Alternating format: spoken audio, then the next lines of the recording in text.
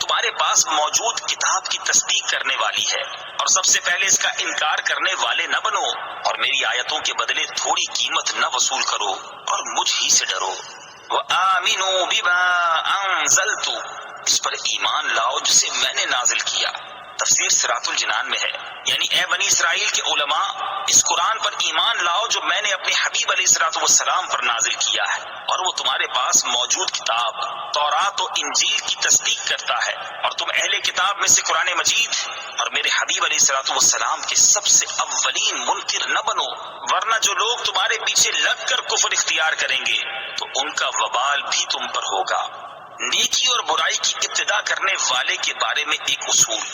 یاد رہے کہ نیکی اور بدی کے ہر کام میں یہی اصول نافذ ہے کہ اس کی ابتدا کرنے والوں کو پیروی کرنے والوں کے عمل کا ثواب یا عذاب بھی ملے گا۔ حضرت جریر بن عبداللہ رضی اللہ تعالی عنہ سے روایت ہے، حضور اقدس صلی اللہ تعالی علیہ وسلم نے ارشاد فرمایا، جس نے اسلام میں کوئی اچھا طریقہ ایجاد کیا تو اس کے لیے اس طریقے کو ایجاد کرنے کا ثواب ہوگا، اور اس کے بعد جو لوگ اس طریقے پر عمل کریں گے ان کا ثواب بھی اس ایجاد کرنے والے کو ملے گا، اور ان عمل کرنے والوں کے اپنے ثواب میں بھی کوئی کمی نہ ہوگی۔ اور جس نے اسلام میں برا طریقہ ایجاد کیا تو اس پر اس کا گناہ ہوگا، اور اس کے بعد جو لوگ اس پر عمل کریں گے ان کا گناہ بھی اسے ہوگا، اور ان عمل کرنے والوں کے اپنے گناہ میں بھی کوئی کمی نہ ہوگی۔ وَلَا تَشْتَرُوا بِآيَاتِي ثَمَنًا قَلِيلًا، اور میری آیتوں کے بدلے تھوڑی قیمت وصول نہ کرو۔ تفسیر صراط الجنان میں ہے،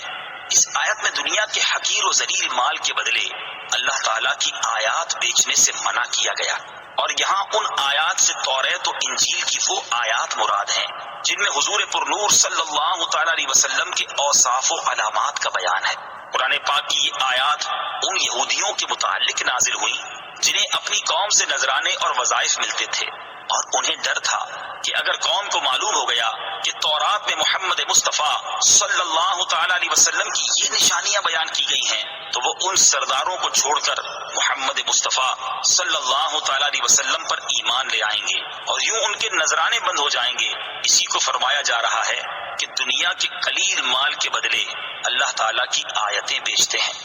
عظمت مصطفیٰ صلی اللہ تعالی علیہ وسلم چھپانے والے غور کریں،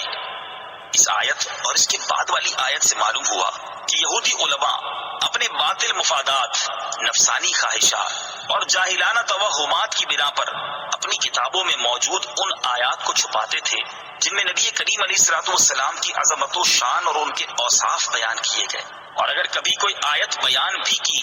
تو اس کے ساتھ بعض باطل باتیں ملا کر بیان کرتے تھے۔ حالانکہ علماء کا منصب تو حق بات کا اعلان کرنا، حق اور باطل کو جدا کرنا،